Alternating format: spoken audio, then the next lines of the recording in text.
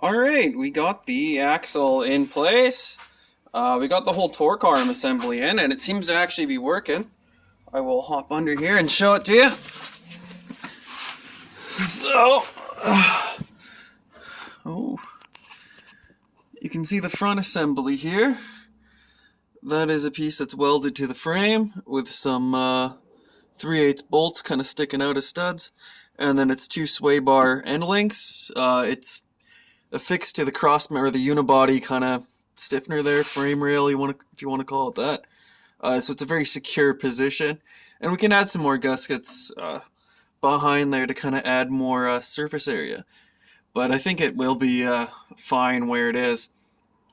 So then we have our little C clamp, or whatever you want to call it there, welded to a piece of machined rod.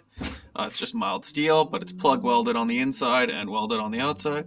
And then we go to our heim joint. See if I can just, there we go. We'll put her in a little bit of a zoom out mode. And then yeah, goes all the way across to our axle mounts. I've got room up and back. I can get my nuts and bolts in. We have our sway bar mounted underneath. We don't have our links added. You probably see I don't have the nut, and that bolt is too long in the lower control arm. But yeah, it's in there, and I'll show you from the outside where we're gonna be for ride height. Sadly, I got the tire on the other side, but I guess you can probably see it from this angle here. But you see where the rim is to where the frame rail is. The rim is just below the lowest point of the car, which is something you don't want to go up above, because if you blow out a tire, you will, I guess you'll just slide the whole bottom of the car down the road and be uncontrollable. Nightmare. So yeah, we're kind of limited to what we can do.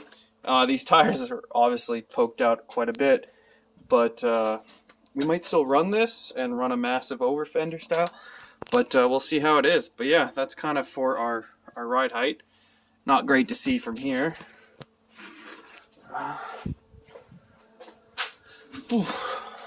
Maybe you can kind of get an idea. So it's only going to be a couple inches off the ground, so it's going to be drivable. And once we cut that fender arch and bring it up higher, whether we'll probably tuck the wheels in and get a different offset, because those wheels are garbage and we'll be using them.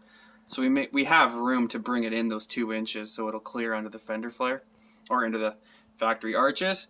It really depends on, once we get all the nuts and bolts for the front suspension from Mazda, that we can actually test this stuff out and see how it's going to be.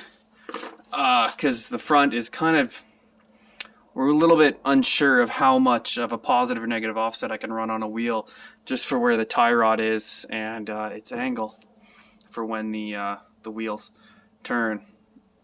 I got to be careful, it's going to make contact with the tie rod.